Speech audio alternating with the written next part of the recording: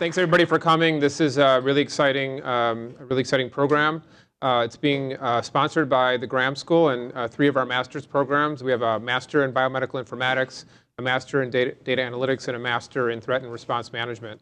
And these programs are all geared in some way toward analysis of data and using machine learning and using analytics. And part of the thrust for all the programs is to understand how to use data in an ethical way and how to use these algorithms that we're developing in a thoughtful way. So I met Andrew a couple years ago at South by Southwest through a mutual friend. We were both giving talks that year, and we just had this amazing conversation talking about our applications of machine learning. So as a physician, we're seeing the use of machine learning algorithms all over the hospital and all over medicine, from things like predicting cardiac arrest to predicting sepsis to predicting patients that are going to be readmitted to the hospital. And we just plow ahead with developing our models and developing our predictions. And it wasn't until I spoke to Andrew that I really stopped and thought about the implications of these algorithms and how they could be used in both good but also bad ways. And it was really an eye-opening experience. And ever since that meeting, I've been really excited about bringing Andrew here to talk. So Andrew's a fascinating guy. He used to work for the FBI Cyber Division.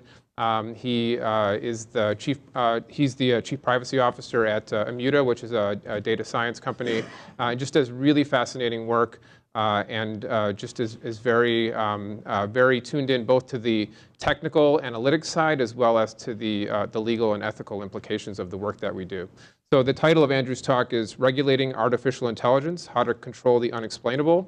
And as you listen to Andrew, I want you to keep in mind all of the, not only the science and computer science of what we do, but also the social implications. And I hope that the questions that we talk about, that we discuss afterwards, will run the whole spectrum of the implications of this kind of technology. So with that, Andrew, excited to hear your talk, and take it away. Wonderful. Thank you so much. Let me just switch here. And while I am switching, I will say thanks to everyone for coming out. Thank you, Sam, Wendy, Suzanne, everyone. I wanted to start today. I should also say, this is a condensed version of a longer talk, and so I want folks here to keep me honest and try to keep this a little casual. So I'm going to do my best to go off script. But I want to start today, and these issues, in fact, by introducing you to a horse. More specifically, this is Hans, or Clever Hans, as he became known as. And Hans was one of the most famous horses in the world about 100 years ago. He was raised by a man named Wilhelm von Oestrin. Hans lived in Germany, and he was thought to be incredibly smart, hence his name. So this is Hans at a public fair demonstrating his intelligence. For the folks that know about him, just no spoilers. So he was thought to speak German. He could perform arithmetic. He could count objects, and much more. Here's a first-hand account of how he communicated numbers. So small numbers were given with a slow tapping of the right foot. With larger numbers, he would increase his speed. After the final tap, he would return his right foot to its original position, and 0 was expressed by a shake of the head. So one example of a question he'd answer was, I have a number in mind, I subtract 9, and I have 3 as a remainder. What's the number I have in mind? And Hans would unfailingly tap the number 12. So Hans was, quite simply, the most interesting horse in the world. And this is Hans with his owner in front of a board that he used to help him communicate. And so Hans became world famous for his clear display of animal intelligence. This is, I didn't realize there were slides over there. This is an article in the New York Times from 1904 attesting to Hans's feats of intelligence. And in this article, the reporter recounted all of these feats and stated, I'm going to quote, "The facts here are not drawn from the imagination, but are based on true observations and can be verified by the world's most preeminent scientists." So, what is going on here? Why am I starting a talk about machine learning by introducing you to a horse? 2 reasons. The first is that Hans illustrates something really profound in the way that humans approach the problem of intelligence, in animals, in machines, and in humans. So in 1911, a psychologist named Oscar Funkst published this book in which he demonstrated that Hans wasn't actually that clever at all. In every case, Hans was watching the reactions of his trainer and reacting to involuntary cues and the body language of that trainer. And so this wasn't a hoax. Van Ostrom didn't know he was creating these cues. But while we were assessing the intelligence of Clever Hans actually demonstrated something very deep about our own intelligence. And that is we have significant cognitive biases. The way we process information is prone to irrational choices. One of the cognitive biases we have baked into our brains is called cognitive bias. It causes us to look for things that conform to our existing hypotheses or beliefs. And so Clever Hans is really a testament to the fact that we don't process information rationally ourselves. And confirmation bias is one among many different types of bias. And so I bring this point up as a starting point because it's something we need to be acutely aware of and acutely sensitive to when we think about this problem of intelligence, artificial or otherwise. There's a lot, frankly, about this topic that might lead us astray. But Hans also illustrates something else that is specifically relevant to the way we approach AI today. In the early 1900s, we simply could not understand the way that Hans was processing information. And yet, almost all of his answers appeared to be correct. Indeed, he seemed to know everything that we knew. And the inability, I should say, to fully explain why answers are correct or how reasoning is occurring is exactly the type of problem we face with artificial intelligence today. That is what I would posit is the fundamental challenge we're facing when we think about deploying AI. So in AI, input goes in the form of data. The so-called black box of AI makes its decision, and that decision is usually right. And in practice, there's a deep sense of discomfort about what this actually means. And when proposals are brought up to regulate AI, this is what they're focused on. This type of unexplainability is what they're focused on, and it's frequently what they're actually fighting. And so today, I'm going to talk about a number of different dimensions of this type of unexplainability. But what I'm really going to contend in my overall message is that the very idea that we can explain how decisions are being made, the very idea that we need to explain how decisions are being made, is actually something we're going to have to move beyond if we're going to fully embrace this technology. And so when we talk about regulating AI today and what that might actually mean in practice, which I'm going to make some suggestions about, I'm going to be talking about what it might look like to move beyond explanations, beyond explainability, or at the very least, to put less weight on the importance of explainability. I'm going to frankly be talking about what a world might look like with a lot more Hanses, and how we might seek to effectively regulate and manage risk, manage the ethical dimensions of a world that looks like this. And so that brings me to 3 points I want to make today. First is I want to talk about what AI is specifically and the major challenges it presents. And when I say AI, especially for this crowd, I want to be very specific about what it is that I mean. I'm really using the colloquial term, the kind of pop culture term, for what in practice I think is machine learning. And even to be more specific, what I'm really talking about is the increasing use of neural networks in a variety of different settings. So when I say AI, if you're like some of the data scientists that I work with, if that makes you cringe, what I'm really talking about is the increasing prevalence and prominence of neural networks, which I'm going to talk about in a second. The second point I want to make is that we've been here before, and in fact, not all of the challenges we face when we think about regulating AI are new. And so what I want to do is I want to talk through past attempts to address these challenges, and I want to talk about what these attempts can teach us. And then lastly, what I'm going to do is set forth some constructive suggestions on what it is I think we should actually be doing moving forward to regulate this technology. And I'm going to focus on 3 particular concerns I have beyond just the challenge of unexplainability or relating to unexplainability. So, what are the challenges of AI? Our story really begins in 1955 when a group of researchers got together to think through how computers could simulate artificial intelligence. They could simulate human intelligence. They called the concept artificial intelligence. This is one of the actual first uses of the phrase. And this conference, the summer conference at Dartmouth in 1955, is considered one of the seminal moments in the history of AI. And here's an example of a neural net, which is what this approach led to. Again, when people talk about AI, when I talk about AI, this is really what I mean. By show of hands, how many people are familiar with neural networks? Okay, enough that it might be worth actually going through and explaining in general terms how they work. So in brief, this is a visual depiction of a relatively simple neural network. We have an algorithm that's composed of a series of nodes, represented here in black circles, otherwise known as neurons. And they make weighted decisions, and they pass the results of those decisions on to other neurons throughout the network. And so specifically, the way the weights in those decisions are created is based on training data. And so what you would do is you'd feed a neural network like this some training data, input data, along with the resulting conclusions about that data.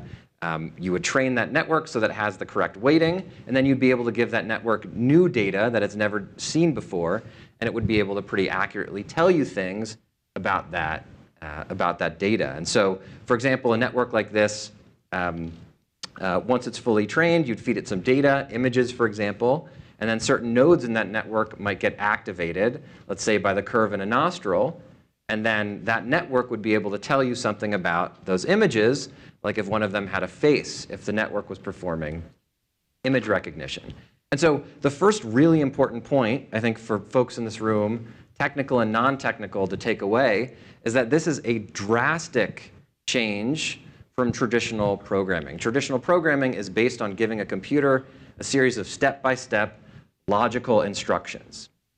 And instead, this is a complete departure. Models like neural networks work by finding patterns in training data and applying those patterns to new data. And these patterns are frequently patterns that humans can. And it turns out that this type of programming, based on feeding models into neural nets, is actually beginning to replace traditional programming in a variety of domains. And it seems, to me at least, like we're on the cusp of this replacement.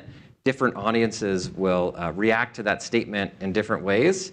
But this is a great example from a computer scientist named Jeff Dean. For folks who don't know about him, he's an idol in the computer programming world. If you just Google Jeff Dean and meme, hours will be taken away from your life.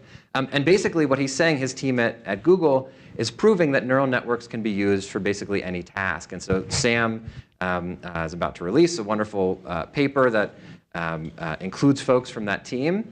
And that's on one end of the spectrum where they're using neural networks. But they're also using neural networks for other completely different, like big database indexing problems. They're really using neural networks for everything. And so this quote is where Jeff Dean says, basically, neural nets are the best solution for an awful lot of problems, and a growing set of problems where we either previously didn't know how to solve the problem. My guess is that's going to be a good deal of how neural networks are applied to medicine. Or, back to Jeff Dean, we could solve that problem, but now we can solve it better with neural nets. And so this comes from an article from last fall on that team. It's a little bit hard to read, but basically approaches based on data are teaching computers, teaching software programs how to create their own software. So a few concrete examples of how important this actually is in practice. Again, I think in the medical community, folks understand immediately how powerful some of this is. Other audiences, I think less so. So two examples, one medical, the other not. This comes from an article in the New York Times not that long ago. And basically, Pittsburgh's hotline for child abuse and neglect is using methods like this to detect children who might have fallen through the cracks. And so in some examples, models are literally being used to find and prevent instances of harm against children. This comes from his team at Stanford. They put together a model called ChecksNet that has some incredibly powerful abilities to detect pneumonia through chest x-rays. And this particular model, I like that they named it. They named the actual model. It led to some headlines about AI replacing radiology and radiologists. I think that was a bit misleading, but the broader point here is that we're deluged by data. Doctors, social workers, many incredibly important professions, and models like this have an incredibly, incredibly important ability to help us, to help find patterns in that data, to help both augment the work that humans are doing, and in some cases, to replace it. So now on to that major problem. And so all of these advances have this incredibly difficult, if not fully impossible, problem of explainability. And so this is a cartoon of a police officer asking a driver why he's just been pulled over, and no one knows the answer. And the fact is, it's not actually too hard to imagine a circumstance where something like this might occur. In the medical realm, it's not too difficult to imagine a diagnosis and a very high level of accuracy where neither the physician nor the patient really have any idea why.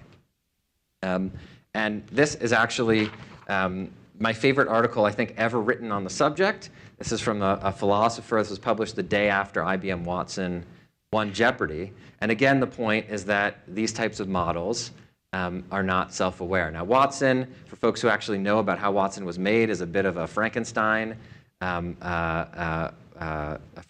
system. But the point is that these models aren't self-aware. They don't know what they're doing. And we can't really look under the hood and say, why did you make the decision you made? For technical folks who want to talk about explainability, we can dive into that. There's a little bit more nuance there. But the upshot is that they can't exactly answer. And so laws around the world hate this. They hate this type of opacity. To give you a few examples, there's the General Data Protection Regulation. Before Mark Zuckerberg gave testimony this week, I think less people knew what that law was. Now more people seem to.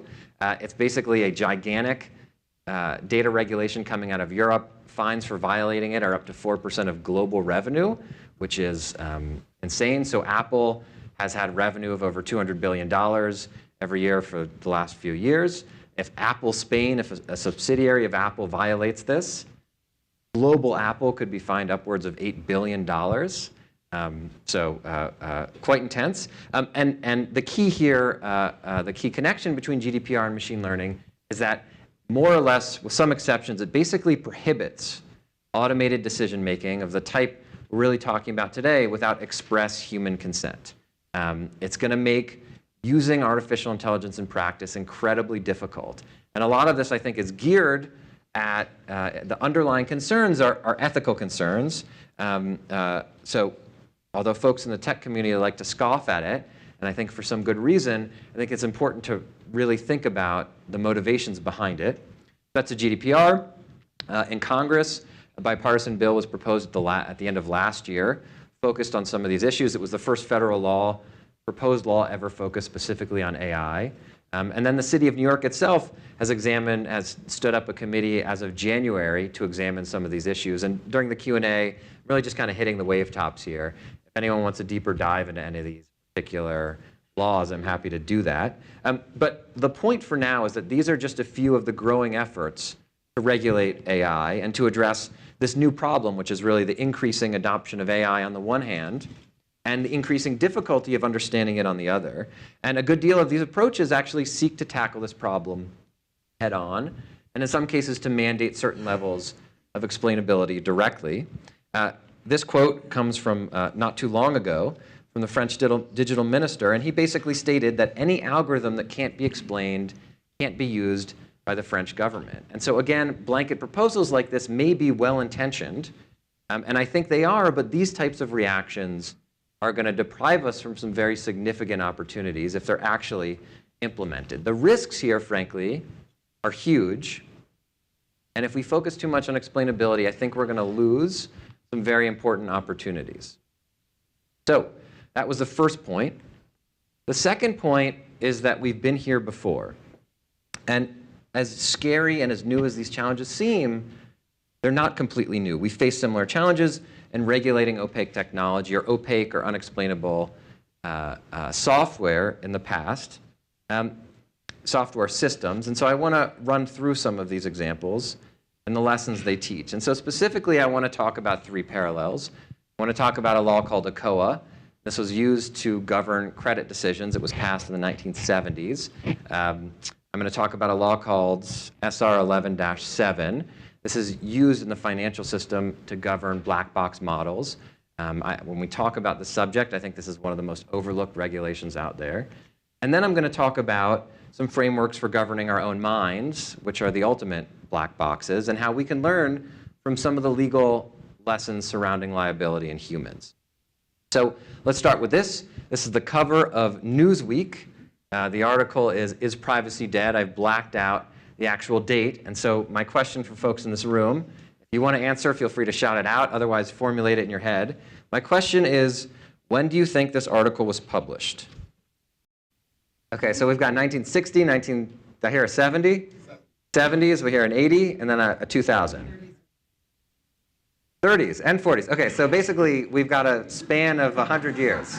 Okay, so the answer is 1970. This came about in reaction to the rise of statistical credit rating methods in the financial sector, and this article described that attack as literally a massive flanking attack of computers on modern society. And the idea was that we were all under assault by this new type of intelligence. And it was popular back then to say things like this. This is a senator from that same year. And it was popular to say, we need a regulatory department to be specifically focused on these challenges. So here, the idea was we'd set up a federal department of computers to regulate all software and computing. Instead of this approach, and there are clear parallels to the way some folks think about AI. For folks who are following the debate about regulating AI, there are people who advocate setting up a federal department of AI. In the 1970s, instead of setting up something like this, Congress actually passed a series of specific laws targeted at specific problems. And so one of those laws was called the Equal Credit Opportunity Act, passed in 1974. The problem it was focused on was that lots of groups faced discrimination in credit scoring decisions. And in addition, these algorithms were incredibly complex and difficult to understand. They had deep explainability issues. And so AKOA's solution was to mandate a basic level of transparency. Its design was to decrease discrimination on the one hand and increase consumer education on the other. And so as a result of AKOA, credit applicants would be able to understand why a particular adverse decision was being made. They were entitled to something called a minimum statement of specific reasons. And that was what you are entitled to see if there's an adverse credit decision that's made. And this quote comes from a Senate report on the bill, basically explaining the importance of the statement of reasons. And this form is actually the sample form included in AKOA's enforcement documents. And this is, in fact, the template for how credit decisions are communicated to this day. If you get an adverse credit decision, it's based on this form. There's a list of potential reasons, and applicants get notified what reason is contributing to a specific result. And now, this type of template doesn't fully break down how a decision is being made, but the statement of specific reasons does give us a basic template to understand what's going on. It makes black boxes, so to speak, just a little bit less black. And so when we think about AKOA, I think the first takeaway is AKOA gets us transparency. So we can see some of how these credit algorithm scoring algorithms are working, and that's important. In fact, I think that's crucial in many ways. But on the other hand, we can't necessarily understand it. So transparency, or seeing how an algorithm works, is not the same thing as explainability. And I think the enforcement documents for AKOA make this pretty clear. The Federal Reserve, which enforces it, has stated that more than 4 reasons for any one adverse credit score is not actually meaningful. More than 4 reasons are too many reasons for a human credit applicant to actually understand meaningfully in a way that might be able to change their behavior. And so AKOA might have succeeded in giving some transparency and inserting some transparency into these new and powerful algorithms, but at the same time, AKOA teaches us that even transparency has its limits. Transparency is not explainability. So, on to the second regulatory framework. This is called SR 11-7. Stands for Supervisory Guidance on Model Risk Management. Again, this is like the nerd law for some of these issues. But again, I think it happens to be one of the most overlooked. It is focused specifically on model risk. It came about after the 2008 recession, and this is really when regulators around the world, this is an American regulation, but there's some equivalents in the EU, regulators around the world started to notice banks using more complex algorithms, and they started to notice that as a result, banks had less of an understanding of how and why they were making particular decisions. So this is enforced by the Federal Reserve and a key regulator within the Department of Treasury. So this statement comes from the regulation. It's basically an acknowledgement of the fact that banks are relying on more and more complex algorithms, some of which might fall into the category of AI, and that banks and financial institutions are using these type of algorithms for a wide variety of reasons. And then the regulation makes this direct, very nuanced admission of the costs of this trend. So I want to read this quote. The regulation states that models also come with costs. There's the direct cost of devoting resources to develop and implement models properly. That's intuitive. There's also the indirect cost of relying on models, such as possible adverse consequences of decisions based on models that are incorrect or misused. And so I think this is really the meat of what we're talking about when we talk about regulating AI, of controlling models whose inner workings we can't fully understand. And so the regulation identifies two major risks. First is errors made by the models themselves. For this community, this is a false negative. This is a diagnosis that shouldn't have been made. This is fairly intuitive. The second risk is broadly misuse. And so models, due to their inherent opacity, can be used for purposes other than their original intentions very, very easily. And the regulation makes this incredibly important assertion that, again, I want to read to you. It states that, I have that here in parentheses, states that models by their very nature are simplifications of reality, and real-world events may prove those simplifications inappropriate. And I think this admission is one of the most important admissions in understanding AI. And there's a famous quote I'm sure a lot of folks here are familiar with from the statistician George Box, that all models are wrong, but some are useful. And what this means is that every model is based on correlations in data, but not causations. And so those correlations might be useful to us. They might tell us about the likelihood of a particular answer being correct, but that's not a substitute for actual reasoning. It's not a substitute for actual intelligence. These models do not know what they're doing, just like Watson didn't know it won Jeopardy. In fact, I wonder actually whether Watson knows it won Jeopardy right now. I suspect it does, but you never know. So what does SR 11-7 say we should do to fix some of these problems? The solution lies in a concept it calls effective challenge. And this is really the central thesis of the regulation. What effective challenge means is critical analysis of really every step of the process, from creation to testing and validation to deployment of a model. It means outlining your assumptions. It means questioning those assumptions, and more. And so the regulation has very, very specific guidance about how to carry out all of these procedures in practice. And in the national security world, we might actually call a concept like this red teaming. And red teaming is basically a process. It's something you do in a world with incomplete knowledge and incomplete facts. It's something you do to address uncertainty. I'm going to revisit the importance of effective challenge shortly, but before I do, I want to get to that last legal framework, which is the one governing our own minds. And so to do that, I thought I'd introduce you to Florida Man. So for people who don't know about Florida Man, he's been dubbed America's worst superhero. This is an article from the New York Times highlighting his ascendance as a meme on Twitter from a few years ago. And the basic idea is that for whatever reason, the beaches or the weather, men in Florida seem to be generating newspaper headlines that are outlandish. And as a result, the more generic Florida Man has become a fictional superhero on social media. So to introduce you to Florida Man, I thought I'd give you a few examples of some of my favorite headlines.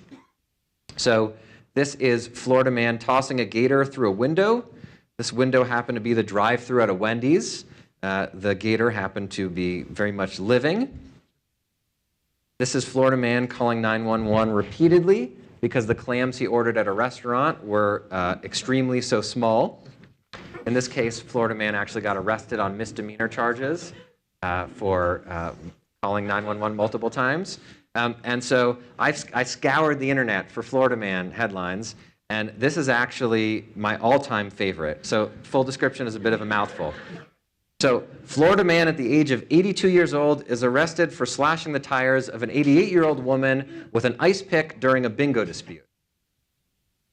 Don't ask me why Florida Man had an ice pick, given the weather, but if these aren't examples of completely inexplainable, unpredictable, outlandish decision-making, I don't think those examples exist. And indeed, the parallels between our own minds and machine learning are actually quite strong. From the time we're babies, we ingest new data on a daily basis, images, sounds, sensations, and then we make conclusions about correlations in that data. That's how learning works.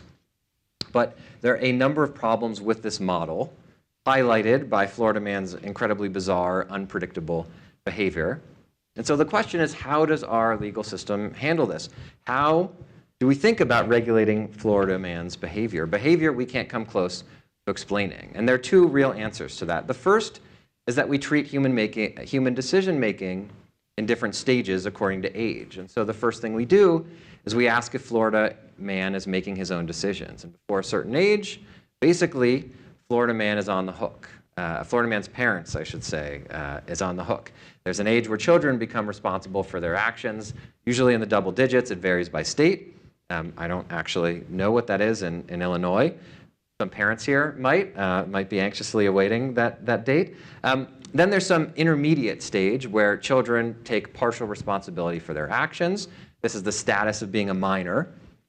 And then eventually, there's adulthood. And this is when Florida Man becomes an adult. In the legal sense of the term, he's entirely liable for what he does. And so the key point here is that we can extend this approach to thinking about models like neural nets, classifying them in terms of their maturity. Certain models might actually need to reach a certain level of maturity before they can be deployed in certain circumstances. So we don't let Florida Man drive, for example, until he's reached a certain level of maturity, until he has processed a certain amount of input data. And I think the same is really going to need to be done with AI. We use age as a proxy for training data. But even once humans are adults, our brains still don't process information completely rationally. They're still full of cognitive biases, like Hans highlighted. And so the second question is, how does the law deal with our own inability to explain decisions? Our own decisions, even as adults. And so the answer there is a standard called the reasonable person standard. It's used really, really widely throughout different areas of the law. And this slide comes from a great law review article on that standard. And basically that standard places judges and juries in the position of saying, given all the data that the person had at the time, given all of the context, was what this person did the right thing? Was what they did reasonable? Now, it's an incredibly subjective standard, and it can evolve over time, but subjective standards need not be perfect, and they can be incredibly useful when engaging with things we don't fully understand. And so why is this so important when we think about regulating AI? A few reasons. First, the way we think about Florida Man learning and gaining responsibility as he becomes an adult, I think is something crucial, the crucial lesson for us when we think about regulating and managing the risks in AI. And secondly, I really think it's worth drawing out the point that in the law, we are using age as a proxy for input data. As children grow older, they have more input data. And maturity of training data, I think, is really going to be a central focus. There's a great RAND study on, in a different area outside of medicine on self-driving cars. And that study was focused on basically how many miles of training data are autonomous vehicles going to need before we can start certifying them as safe. And so I think this is really a key point when we think about controlling risk and deploying AI effectively. And then lastly, I think it's very, very important to highlight the role that subjective standards have to play when we think about governing unexplainable decisions. And so specifically, my real point here is that we need new standards. We need common standards, subjective standards that might evolve, but we need these standards to help us evaluate how machine learning systems are being trained and deployed and maintained in the real world. And right now, I haven't seen, frankly, any examples of common standards that exist in the world of data science. So I'll revisit that shortly. Very quickly, summing up from AKOA, we can learn that we might need to mandate a certain level of transparency at times. At the same time, transparency and explainability are very much not the same thing. From SR 11-7, we can learn that even when there's no explainability, there's still a host of ways of controlling models. This is an effective challenge. And from the way that law treats human minds, we can learn the importance of maturity and subjective standards of reasonableness. So that was the second point. And lastly, I want to get a bit more specific. I want to focus not simply on what we've already learned, on what laws already exist about government, but I want to talk about a little bit beyond the challenge of unexplainability alone, and I want to talk about how we should respond. Because again, the Jeff Deans of the world are starting to use neural nets for basically everything. And the question is, what do we do as a result? As governments, as healthcare providers, as people who are seriously worried about the risks of all of these approaches. So I'm going to start with my most general point, and then I'm going to talk about 3 sub-points.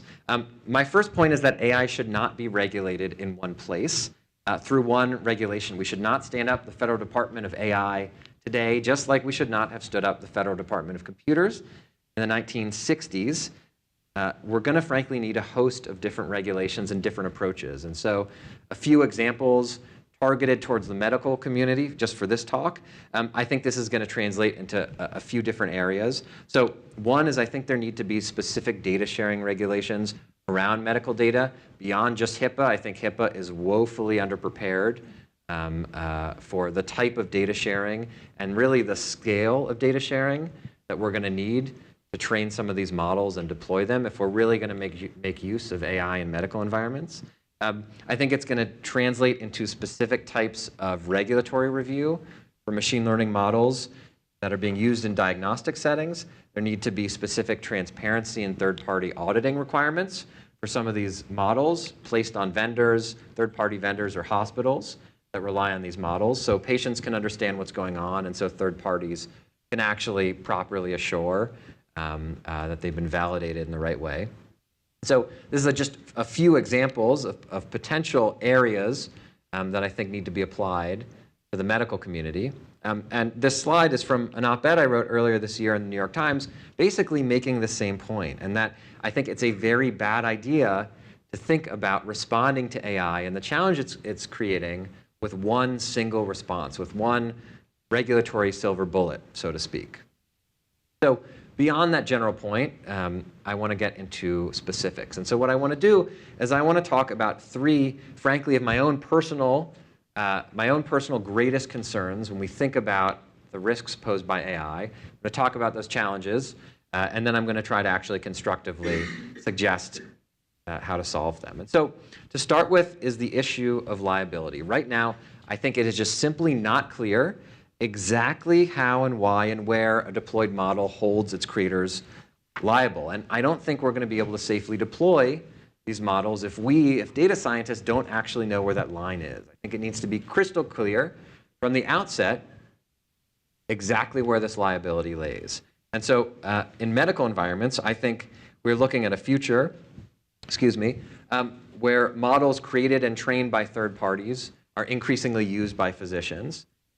And again, I don't think it's clear enough where liability lies. And so in many cases, for example, these models will be more reliable, they'll be more accurate statistically than human physicians. And so is the burden then going to be on physicians, on healthcare providers to default to the most accurate solution, even if they don't understand it, even if they can't even come close to understanding the technical reasons behind how the model's working or where the data came from? And what if these models then make an error, a false positive, false negative? Who's responsible? Let's make things a little bit more complicated. Let's say a model trains continuously during deployment. So the model is reshaping itself based on the data it's actually being exposed to. Who is responsible in that circumstance? Is it the creators of the model? Is it the people whose data the model is reacting to? These are all really big questions. I don't profess to have the answers. I have some suggestions, which we can talk about a little later. But at least, I would say, at least the basic framework for how liability exists in practice needs to be clear before I think we can start using some of these advances in the areas, frankly, where I think they might have the biggest impact. So, second biggest concern for me is this big, bulky word, interrogativebility. It comes from a friend, Dan Geer. And to me, it means a couple of different things. So the first thing it means is explainability or interpretability. And this is largely in the way I've been talking about. So do we know what caused this outcome? Can we create a causal explanation for why specific input data created specific output data or decision. And so a bit more background here. This comes from DARPA's Explainable AI project. And what this graph is saying is really that different models make different trade-offs in terms of accuracy versus explainability. And so on the x-axis, I believe, yes, we have explainability. On the y-axis, we have the level of accuracy. And the key takeaway is that different models have differing levels of both. And so the level of explainability is always going to be the result of a trade-off. Explainability is not simply black and white. And the fact is, as I'll talk about shortly, there are different ways we can make this trade-off. And that fact, that trade-off, that optionality, so to speak, needs to be clear when we start building these models. Again, though, there's more to interrogatibility than just this trade-off alone. There's a more, I think, human, more procedural side to this problem. And this relates to who we can ask, who we can interrogate if something goes wrong, if we need to get an accounting for any specific model output. And so this is the beginning or the cover page from one of my favorite papers ever written about machine learning. And it talks about the concept of technical debt applied to this realm. And so in software development, the idea of tech debt comes from basically prioritizing deployment, getting your software to market over sustainability. And so tech debt is something that gets progressively worse over time. You're basically mortgaging complexity, which gets worse. And in machine learning, tech debt is similar, but I think it's deeply challenging and deeply vexing in a variety of different ways. This paper goes into some of those ways. But for us, I think the main point is that machine learning is deployed in incredibly complex IT environments. And because of that, these models can be dependent on data that we don't fully realize, and it can make these models react in strange ways or unpredictable ways. And so this fact, the type of tech debt that accrues in machine learning environments, can make it very difficult to figure out why a specific outcome happened. This interrogatibility problem, this inability to interrogate and fully account for a particular decision, I think is really, really greatly influenced by tech debt machine learning systems. And then here's the third and final challenge. In fact, I think this is actually, I would rank this, I think, as the biggest long-term challenge I'm worried about when I think about deploying AI. I have this here as fail silence, more frequently known as silent failures. And the fact is, I think we often won't know what counts as a failure once we've deployed a model. And even if we do, I think oftentimes we won't be able to understand exactly why that failure has occurred. And so I think, frankly, we're looking at a world where we might be lucky to know if something has actually gone wrong. There's a lot, obviously, to say on this topic. One of my favorite examples of this, though, is Move 37. Move 37 took place in the second Go game between AlphaGo, the series of ensemble methods that was used to beat human experts in Go. AlphaGo, in this case, it was game 2 between AlphaGo and Lee Sedol.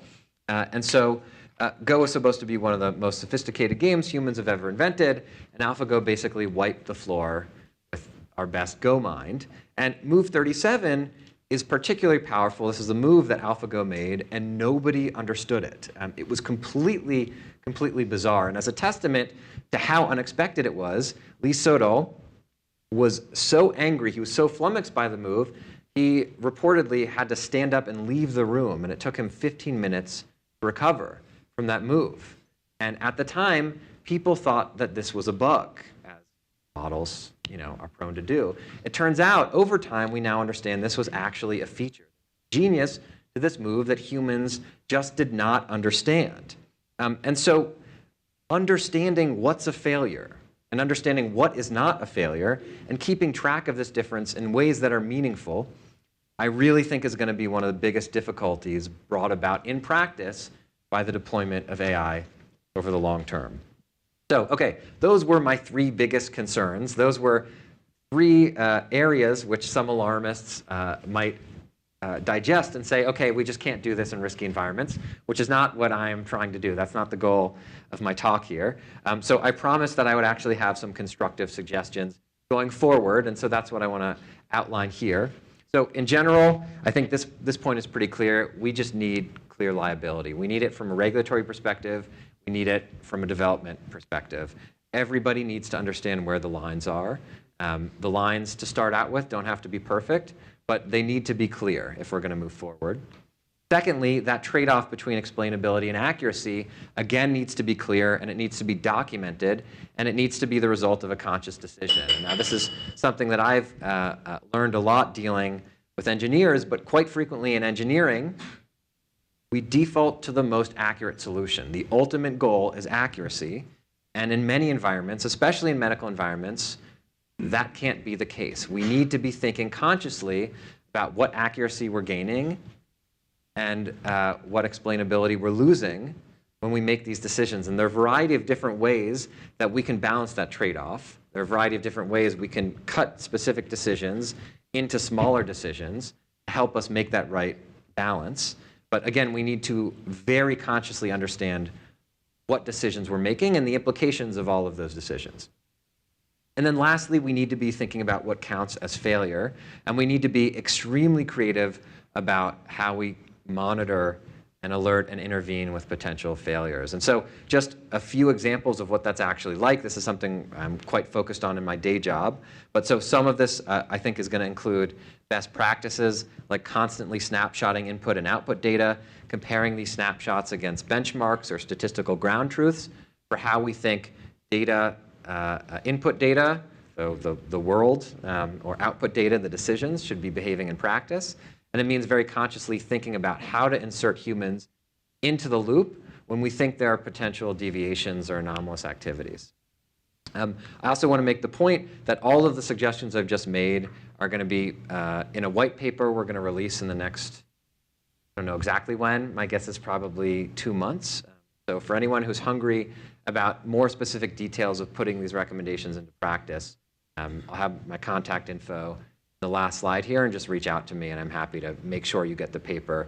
Our goal is really, I said there's no reasonable standard for deploying machine learning or controlling risk in machine learning, and our goal is to at least get the ball rolling and creating version 1 of something that could turn into that standard. So all of that brings me back to Hans the horse. And so I wish I could tell you that Hans had a happy ending, that after the world learned he wasn't as intelligent as he first seemed, he still had a long and distinguished career, but that is emphatically not the case. At the beginning of World War I, in 1914, Hans was actually drafted as a military horse by the Germans. He's believed to have been killed in action or eaten by hungry soldiers sometime in 1916. Neither outcome, obviously, is ideal. But here's an important aspect to Hans' story that I haven't actually spent time talking about today, and that there was really a 10-year period where the best scientists in the world thought that Hans was the real deal. They thought they'd found a new source of human intelligence. So in 1904, 7 years before his intelligence was officially debunked by Oskar Funkst, the German Board of Education set up a commission to study his intelligence. And after a year and a half of study, 18 months, they concluded that it was the real deal. And the challenges Hans posed really mirror the challenges we face today with AI. For example, how do we approach a new type of intelligence we can't understand? How do we harness it without stifling its potential? Should we harness it at all? How do we understand when it's wrong? How do we hold it to account when it creates a negative circumstance? How do we control the unexplainable? So the parallels between Hans and AI, of course, only go so far. What we call AI today really is quite capable. New models really can achieve new levels of pattern recognition that humans simply can't. We are looking at a breakthrough, and that's to say the technology is ready, and it's ready right now. But what isn't ready, as I hope I've convinced folks here today, is the law. The laws in place are governing AI are not ready. We don't yet have any agreed upon practical methods for deploying these types of models in real-world, important, and potentially sensitive scenarios. We have frameworks we can draw from, as I've tried to show today, but we don't have any clear legal response to the rise of AI in all the areas it's being deployed. And so when you think about the success of AI, I would actually ask that you think about the laws governing AI instead. I'd ask that you think about this gargantuan task of regulating AI, which is going to shape the benefits we can draw from this technology as individuals, as organizations, as healthcare providers, as patients around the world. Because AI is becoming ready, and it's becoming ready to be used in myriad environments. And what's not ready is our laws. The good news is the way our laws respond is up to us. So, on that note, I think Sam and I are going to talk, and I'm happy to answer any questions you have.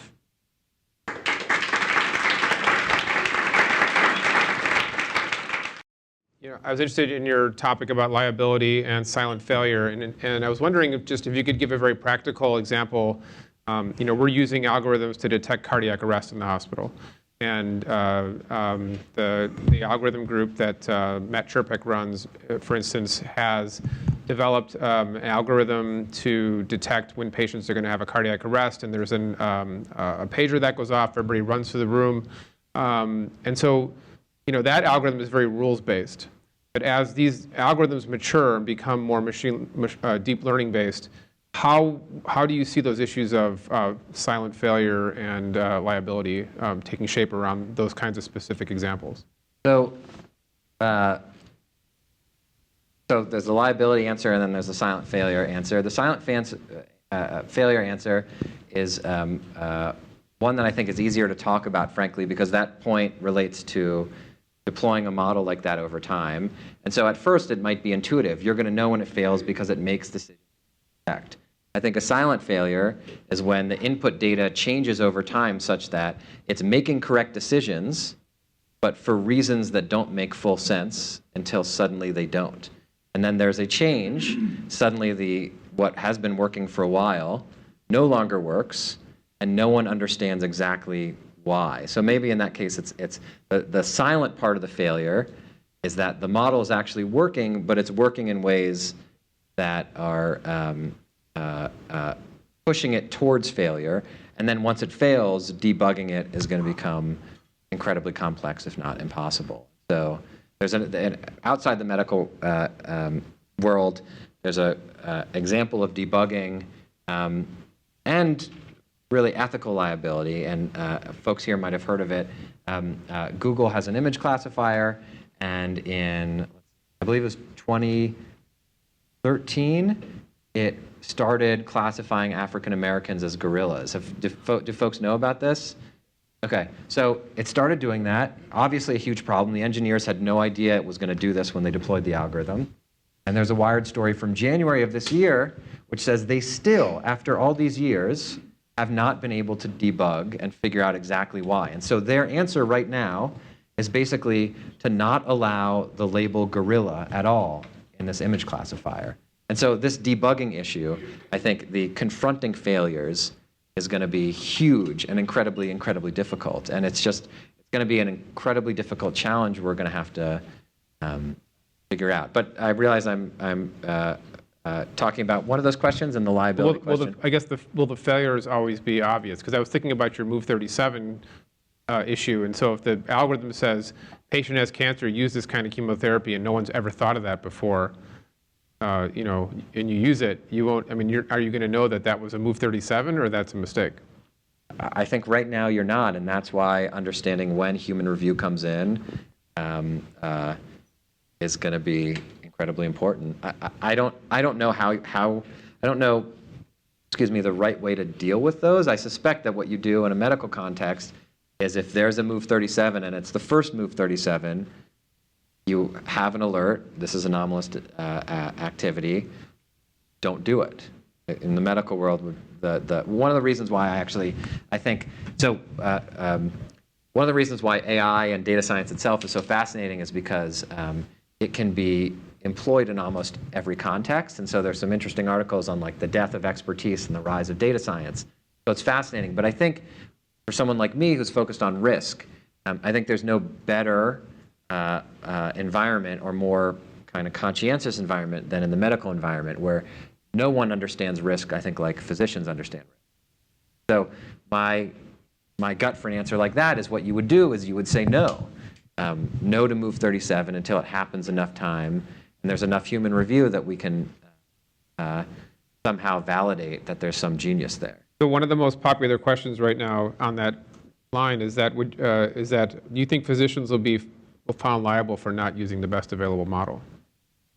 So there's a great paper that was just published on this, and I think right now, legally, the answer is yes.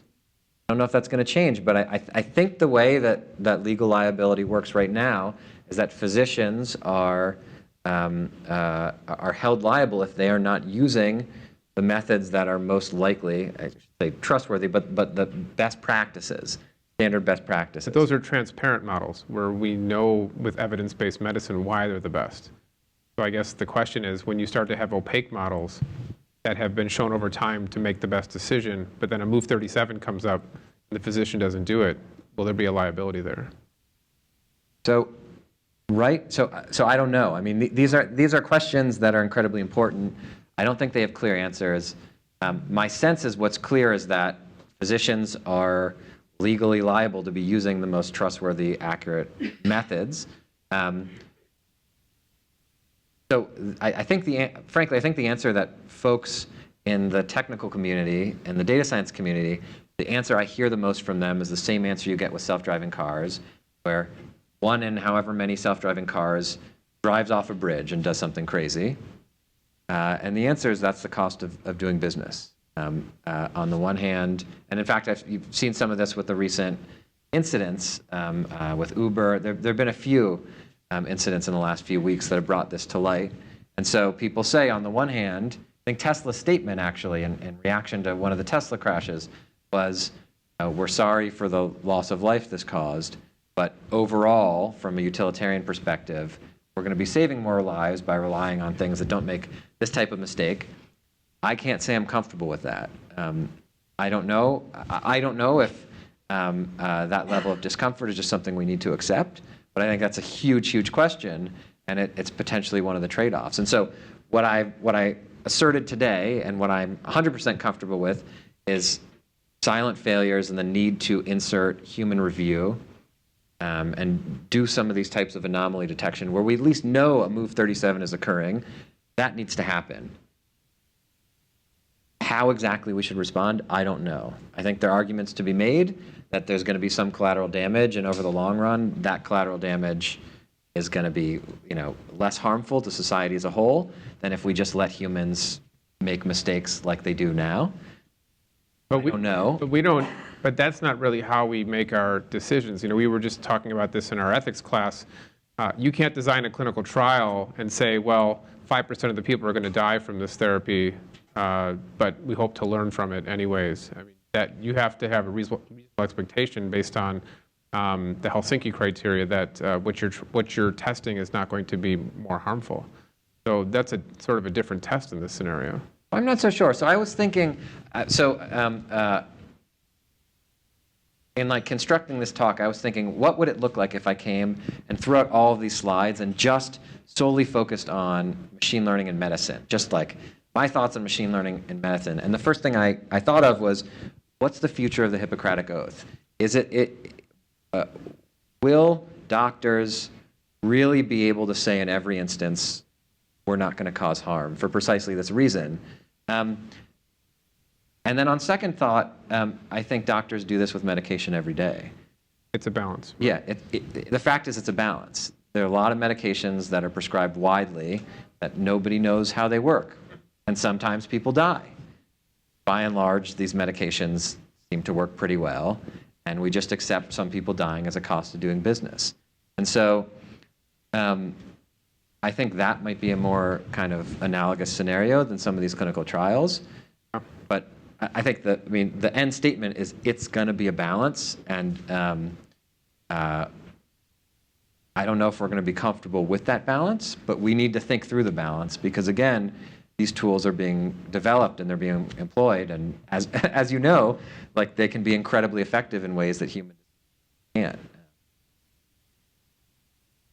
Somebody asks, a couple people ask, is the regulation of artificial intelligence different if we must consider the impending artificial generalized intelligence that everybody's worried about? Thank you, Mr. Musk, for for asking that. I don't. I brought up Hans for a couple of reasons. One of them is cognitive biases.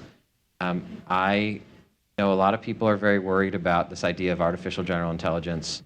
To those people, I would say spend more time thinking about how IT systems fail for really dumb reasons, and then kind of come back to me and talk. I don't want to minimize that. There's a lot of fear out there, and I think there's a lot of misunderstanding. But I think the idea, I don't know. I think this point, and one of the reasons why I think it's a bit distracting for what Elon Musk is doing publicly. But this point is something I can do a little bit of a deeper dive into. But it's more of should I do a deeper dive into why people think Skynet is going to kill us, or should we just move on to?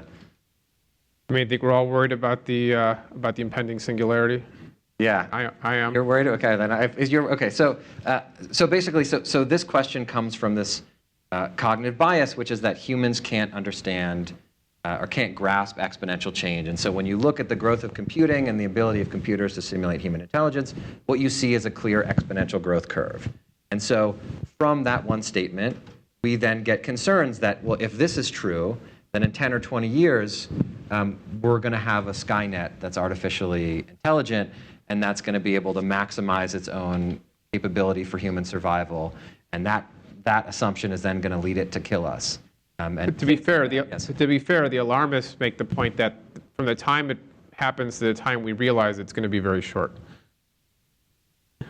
Yes, but that's still based on this assumption that we are bad at understanding exponential change. Yes. Therefore, there's going to be some godlike intelligence that exists. I think it's a distraction. I think there are other problems we need to be focused on right now, today. Yeah. I think it's from the world that I live in, where I'm seeing real risk every day and real potential harms. I think it's a total distraction to think about how computers are going to kill us. Just like I think it was a distraction in the 1970s to think we're being attacked by computers, which was kind of true. Like there's some truth in these worries. Yeah. But the worry in the 1970s that we're being attacked by computers was, okay, how is it that we make them more useful? How do we control the ways they're being applied? How do we, for example, pass laws like AKOA that try to tackle discrimination? Not how do we stop computers from taking over life on Earth? So to that point, one of the biggest concerns people are asking questions about is how do we control or protect against discrimination that these algorithms will likely make if they're taking available input data and then making unbiased decisions. And so looking at socioeconomic status or loan applicability, how do we regulate that, or how do we prevent that? So that's a really complex question. I think there are going to be a bunch of answers. It is a basic fact that underprivileged and underrepresented communities don't generate as much data, and AI is based on data. And so I think we need to be understanding how all data is biased. We need to try to be quantifying the way that data is biased. And I think we need to be thinking about more creative ways to try to level that bias. Because right now there's a good example of this. Either the city of Boston or a nonprofit or something in Boston created an app that was designed to detect potholes based on one of the sensors in smartphones. And surprise, surprise, the most prominent or the wealthiest communities had the most smartphones. So as a result, to start with, all of these potholes were getting fixed in wealthy neighborhoods when that wasn't the intention. And so once the developers realized that, they were able to insert some fixes in there that helped minimize that bias. But ideally, everyone from every community would be generating the same type, quantity, and quality of data, and I think that would reduce it greatly. I don't know if that's realistic. So Yeah. in the interim, I think we just need to be aware of bias in all the areas we can. Right, and that's not a new problem. When we look at clinical trials and who's on clinical trials and the data we collect, it's not always a fair sampling of taking the medication or using the intervention. But sticking with this theme of sort of nefarious intervention, I saw a really cool example. I can't remember the exact example, but it was where an AI would identify a picture, then somebody put in some noise into the picture. You couldn't even tell, but then when they ran the same AI over the picture, it found something completely different. Yeah, we were actually just talking about that. So if it's so easy to fool the human eye or to sort of mess with the data so that you get a different result, how will we protect against those types of, somebody used the term Trojan horse, but how do we prevent against that type of intervention? Caveat, I'm not sure I'm qualified to answer that particular question. I think the answer that I see people default to for questions like that is kind of fight bad technology with more good technology. And so I think people are thinking about how can we create other AI that will detect that and will try to figure out if the system's being gamed. I don't know.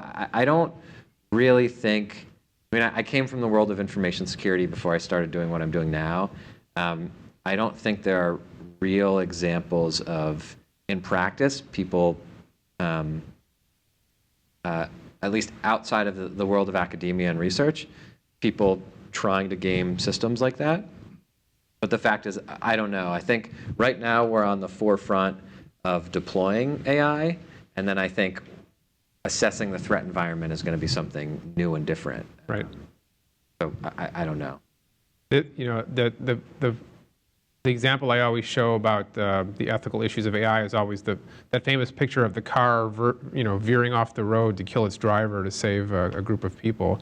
And so you can imagine that the richer you are, the more likely you are to have an algorithm that would save you rather than the group of people. So again, there's going to be this disparity. Yeah. Well, so so in philosophy, that's called the trolley problem, which is like a trolley is hurtling down, and how do you prioritize the lives it should save? That's also a question I don't know the answer to. So I would make two comments on that. Is one, I don't think they're going to be. I don't think the choice the algorithms are going to make are going to be necessarily based on consumer behavior. So I'm not. This will differ by country, but at least in the United States, Canada, and Europe, I'm not sure you'll be able to buy a car that says you're the most important car. You're the most important person in the world, and I'll kill 100 people before I kill you, and I love you, aren't you so great, whatever. But I know that some lawmakers in Germany have actually tried to tackle this problem. And so I believe there's actually a law on the books in Germany that says you need to prioritize human lives based on number rather than occupancy. So the Europeans love to regulate technology. Apologies to any Europeans watching or in the room. I think before they fully thought about that technology. So I don't know how that works in practice. I don't know how that works in practice. I don't know if there's going to be an algorithm in every Tesla in Germany that is scanning for human faces and then determining when it could possibly hit one, and if it is going to hit one, then it, finds something that's not a human face and accelerates into that. So I don't know. I don't know how that's going to work in practice. But people are focused on it. Some people are legislating about it already. I'm not quite sure I understand this question, but it sounds cool, so I'll ask it. It says, the reasonable man test is based on the collective morals and ethics of people which evolve over time. So should AI be judged by a collective of its? So that's a really interesting question. I thought about that. When I talk about the reasonable person standard, also good on whoever asked that for having a good understanding of both how a reasonable person standard is used, how it could be placed in the world of AI. So the most frequent comment I get when I talk about these standards is, how are we going to apply a standard that we can't, if we can't understand these algorithms, how are we going to apply a standard to them? So when I talk about the reasonable person standard, I'm really talking about just having an agreed upon standard for the humans that actually deploy these, create, deploy, validate, train, et cetera, all of these algorithms. So that's what I'm focused on. It's not about judging the inner workings of the models.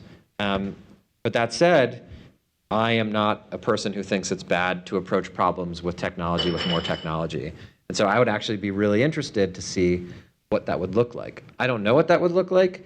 I don't think, I mean, the very idea of having AI judged by its peers seems preposterous. But I think there could be some value in, again, trying to think about maturity and levels of output data in particular models, and using that output data to train other models to then assess the reasonableness of that output, if folks are following me. And so I'm open to it. I see no reason why we shouldn't try. I see lots of reasons why it might not work, but I'd say go for it. If whoever asked that question wants to go build something like that, you have my email. Tell me how it works.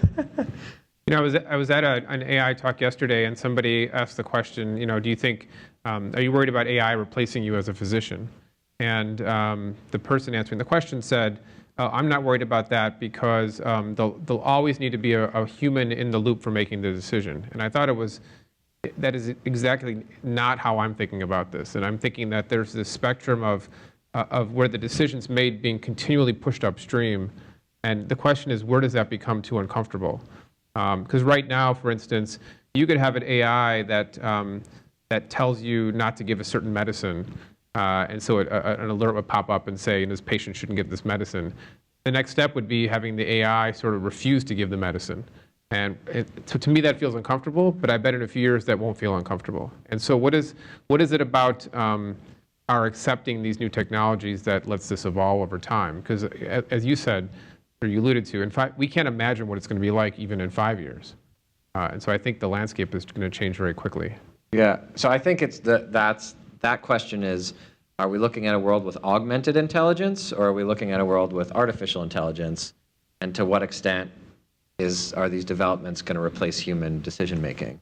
And I think there's going to be a spectrum, and I think there's going to be a spectrum. In the medical community, I don't think it's fair to I don't think there's going to be one monolithic impact on the medical community. I think there are going to be jobs that can be a little bit more routinized. I think that ChecksNet got a lot of attention, and I think radiology might be an area where it might have a bigger impact. I don't think it's going to replace radiologists, but it might make radiologists more efficient. My guess is it will reduce the need for as many radiologists, and it will require that radiologists that are currently practicing probably become more technical. So it'll change the expertise level. And so I don't know. I mean, image assessment is one thing, and I think it's going to depend. It'll depend. But so I think we're falling into that same trap, because I think it's fine to imagine that your AI will tell you when there's metastasis to the lung, and then a human will look at that and say, yes, I agree with the AI, there's a met there. And I think we all would say, I'm uncomfortable with not having that human there, with having the machine just report that and have action taken on it. But I can guarantee there's going to come a point, who knows when that is, when that's exactly what's going to happen. Yeah, so I'm actually, if folks can see, there's a sticker on my computer that says depends. That's because that's all that lawyers say, which is it depends. And then they tell you owe them. It depends. So for that, I won't say you owe me money, but I will say I think it depends. And the reason why I think it depends is because I think there's some areas right now where I would be comfortable having a machine learning model make a diagnosis about me and then actually prescribe a prescription. And there are other areas where I would be wildly uncomfortable. And I think all of that really depends on I think it depends on the maturity of the model. Probably the more serious examples, for example, the predicting mortality rate upon admission, I would want I would want human review there. But so there's a scale, and the scale probably is how mature is the training data the model is based on, and how well refined has it been. There are all these different methods, the rock curves, and et cetera, all these different methods to assess the accuracy of a model. So that would be one, and then the other is like seriousness of something going wrong. And so if the likelihood of something going wrong is like it's a recommendation for like a topical allergy ointment, and I get a rash, I think I'd be pretty comfortable doing that now. And so I think it's going to depend. But I would also argue that for somebody with, say, refractory cancer, you're looking for that Move 37. And so who knows how we'll approach that. I just think it's a really cool, I think we're in for some really cool rides coming up, both in our autonomous cars as well as our medicine. Yeah. So. I mean, for that, it might be like, how hopeless is the current situation? And the more hopeless it is, or what is the risk tolerance of the patient? And that might be one axis that you'd want to plot. Yep. But I agree. I mean, I'm here, I'm thinking about this, I'm working on it because I think it's fascinating and important. And I really don't think there's more of a fascinating area than like applied machine learning in the world of medicine, because it's so clearly impactful, and the impact matters and the risk matters. And so I think of every area, honestly, more than self-driving cars, I think the folks in this community, I think everyone else is going to be learning from. You're just saying that. At the Uber convention, you'll say something. Yeah, that's true. Yeah. All right, well, thanks so much. This is fascinating. It was a great talk. Appreciate it. Thank you. Thanks, everyone.